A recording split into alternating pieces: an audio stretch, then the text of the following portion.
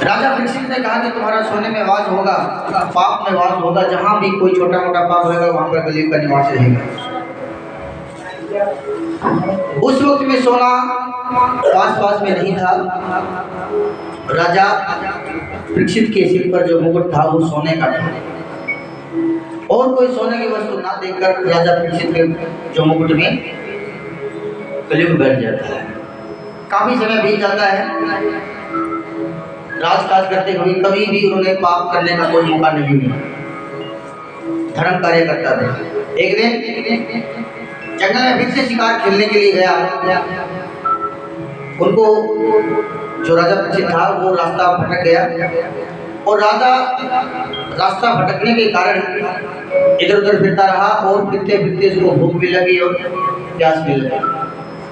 पास में ही एक आश्रम था, वहाँ पर एक ऋषि रहता था, नाम था स्मीक। क्या नाम था जी? क्या नाम था? स्मीक ऋषि। स्मीक ऋषि के पास वो गए, उन्होंने आवाज लगाई कि भाई मुझे पानी पीना है ऋषि महात्मा। और उस वक्त वो ध्यान मगन बैठा हुआ था, कोई जवाब नहीं दिया उन्होंने। राधे राधे में कोई जवाब ना मिलने के कारण राजा परीक्षित को क्रोध आ गया, और क्रोध आने के कारण कोई मरा हुआ सांप ऋषि स्मीक के गले में डाल दिया।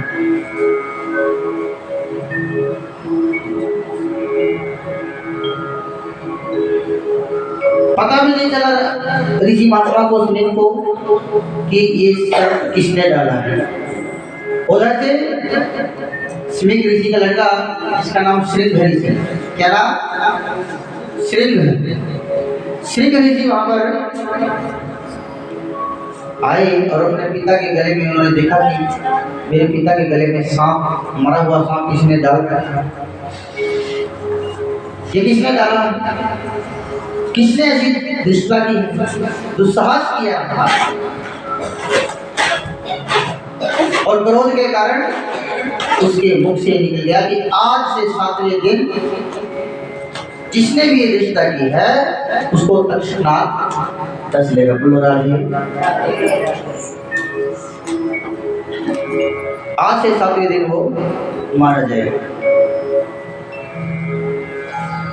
उसके पिताजी आँख खुली, अपने गले में सांप को देखा, उसने उसको निकाला, अपने लड़के की तरफ देखा। उसके लड़के ने कहा, श्रृंग ऋषि ने कहा, पिताजी आपको पता नहीं चला कि किस व्यक्ति ने, किस मूर्ख ने आपके गले में मरा हुआ सांप डाल दिया है? उन्होंने कहा बेटा मुझे तो पता नहीं चला। किसने डाला होगा? उन्होंने कहा पिताजी जिसने भी डाला होगा 7वें दिन मारा जाएगा। तक्षक नाग जो है उसको डस लेता है। अपनी योग माया से स्मीक ऋषि ने देखा कि जो ये सांप है राजा परीक्षित ने इसके गले में डाला था।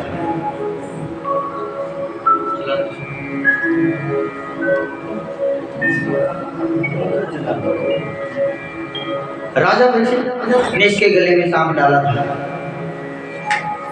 जब उन्होंने ये देखा कि चक्रवर्ती सम्राट ने ऐसा कार्य किया है, और फिर उसके लड़के ने कहा कि पिताजी मैंने तो उसको श्राप भी दे दिया है, 7वें दिन वो मारा जाएगा। उसके पिता ने कहा बेटा ये तूने क्या किया? बिना सोचे समझे ही श्राप दे डाला।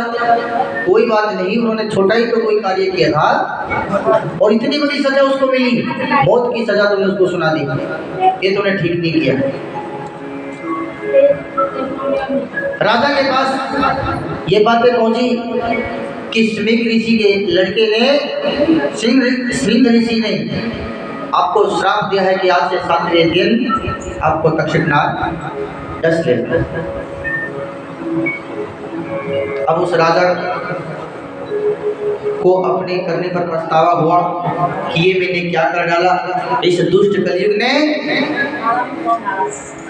बड़ा अनर्थ करवा दिया।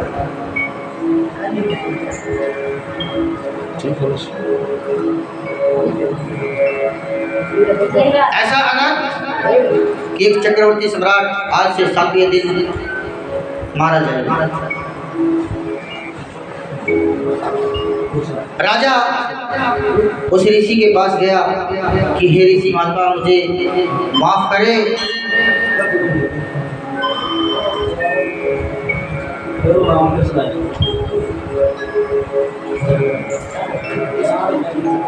मुझे माफ करे, मैं जो हूँ नादानी में मैंने ऐसा कदम उठाया।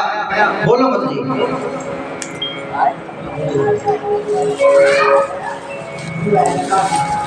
बोले राधे।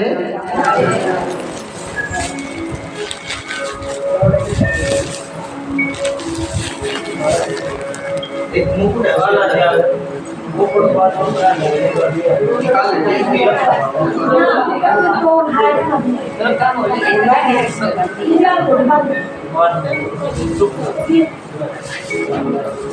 ये प्रसाद थाली में रखो, जैसे तो नीचे गिर जाएगा। इधर ले